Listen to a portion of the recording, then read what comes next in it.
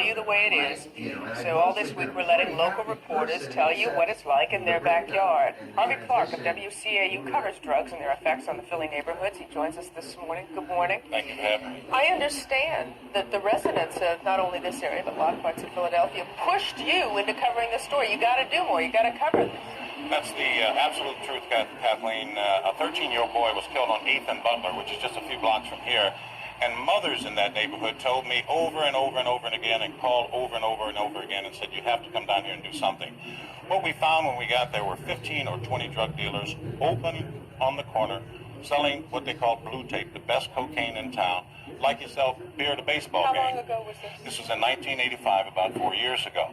Those same mothers begged me to come down here, so one Friday night I took a ride down, and what I found was 4 blocks deep, traffic, bumper to bumper, cabs, white, black, middle class, everybody lined up to get their cocaine.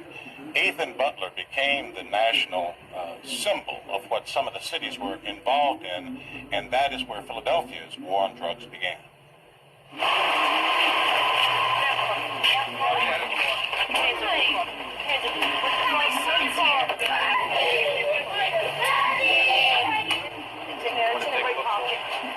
Thank you.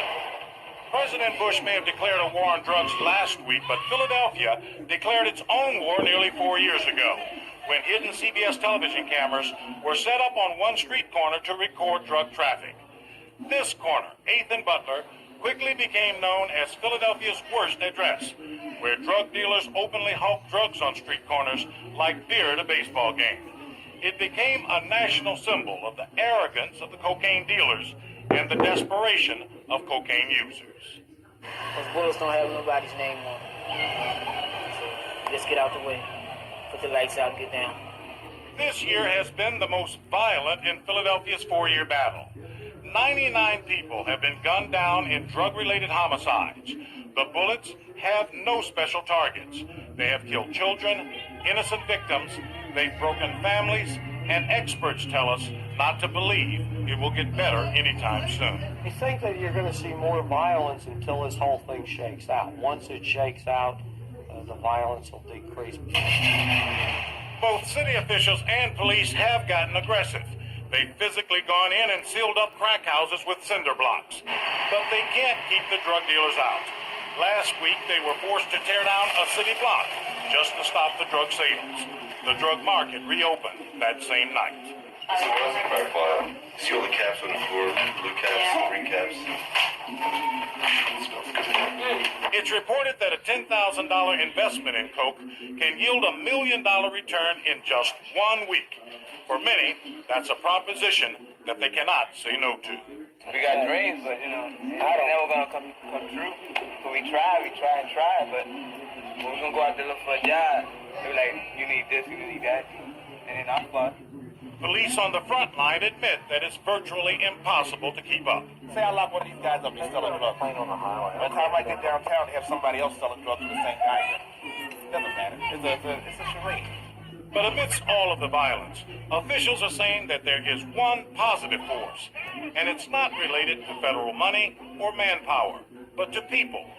The people in the neighborhoods who've had enough and have decided to take back their communities, forcing out dealers and users. I have 8 grandchildren, and I'm here for my grandchildren. And I'm here for the rest of the parents whose children are drug dealers or drug users.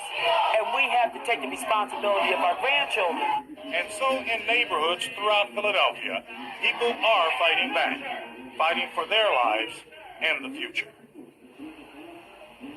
Kathleen, every major city in America has an 8th and Butler, but in this neighborhood, on average, one person is shot every night.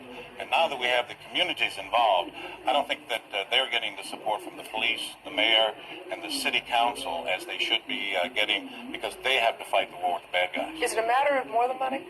I think more money and more manpower. We are short police officers, there's no doubt about it. Money won't solve it all. The communities have gotten involved, but to fight these guys that shoot people